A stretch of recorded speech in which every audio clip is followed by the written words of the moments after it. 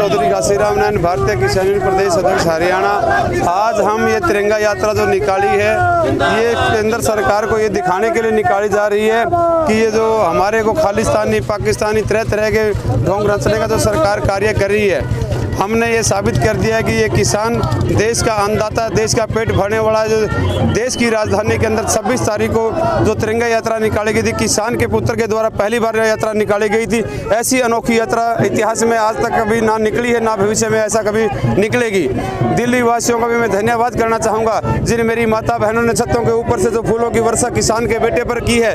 ये ऐतिहासिक बात है जो दिल्ली के अंदर जो दिल खोल करके दिल्ली वालों ने दिखा दिया कि दिल्ली दिल वालों की है। वास्तव में दिल्ली दिल वालों की है। ये किसान के बेटे के लिए दरवाज़ा खोल दिया, चाहे वो लैटरिन का है, बाथरूम का है, जो कुछ भी था वो सब इस किसान के साथ खड़े हैं। लेकिन जो जिस किसान ने देश की सरकार को बनाया था, वो सरकार आज किसान के साथ नहीं खड़ी है। उन्होंने किसान की हत्या करने का प्रयास किया है, लोकतंत्र की हत्या का प्रयास किया करने का।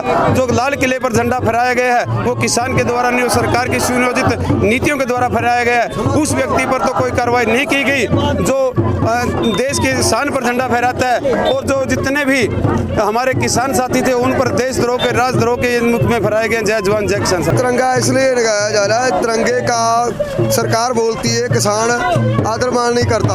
हम सरकार को दिखाना चाहते हैं तिरंगे के साथ जिम्मेदार छोड़ नहीं सकता। जो अपना भारत की जनता के लिए अन्न पैदा कर सकता है वो तिरंगे का अपमान नहीं करेगा।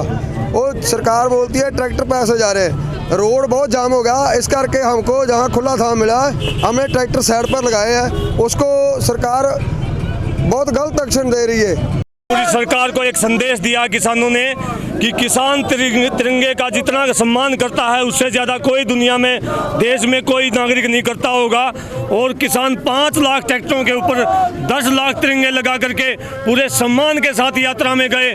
दिल्ली के पूरे दिल्ली परिवार ने फूल मालाओं से उनका स्वागत किया, ताड़ियां बजाई, बहुत बड़ी मात्रा में लोग ट्रैक्टरों के साथ शामिल हुए।